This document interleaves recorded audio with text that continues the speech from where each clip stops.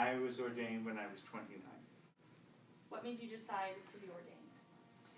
What made me decide to see if I wanted to follow a vocation and be a priest? Yes. Okay. That's because I've always had a very close relationship with God, and I believe that God was inviting me into this form of service. And how has your life changed since you've become a priest? We don't have enough time to speak to that. I've been doing this now for 30 years, and you add 5.5 years of seminary, grad school on it, so it's a lifetime of experiences. And no sooner do I think I've been changed than suddenly I'm changed again. Each parish assignment puts me into contact with different sorts of people, different stories, different experiences. And necessarily I have to become different and open to changing with each new encounter. What is life like as a priest? It depends on the day. Probably not unlike being a teenager. You have really good days and you have really cruddy days.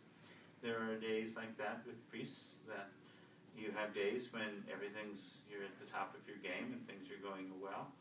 Then sometimes there's things that people present issues or struggles that are going on in their lives, and you can't help but take them into yourself and be moved deeply by them. Frequently it's because you can't really do anything about them.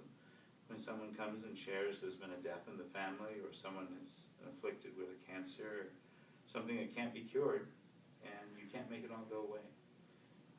You can be with them, you can walk with them, you can certainly pray with them, but at the end of it all, they walk in with the same thing they walk out with. There are the days where you see you've made a difference, or the church has made a difference, or something's going on in people's lives that's really, really good. And so it gives you a sense of accomplishment and satisfaction. Is life being a priest different than what you expected?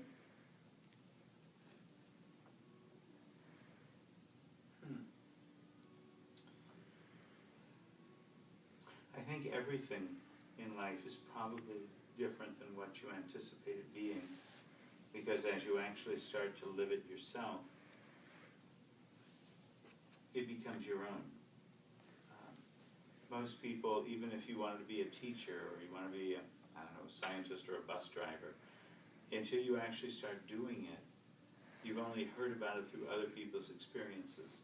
And you've heard how they've been a bus driver, how they've been a teacher, how children or parents or other teachers have responded to them. But each of us is a unique individual, and so the moment each of us start to do what we've set our course to do, we have our own experiences.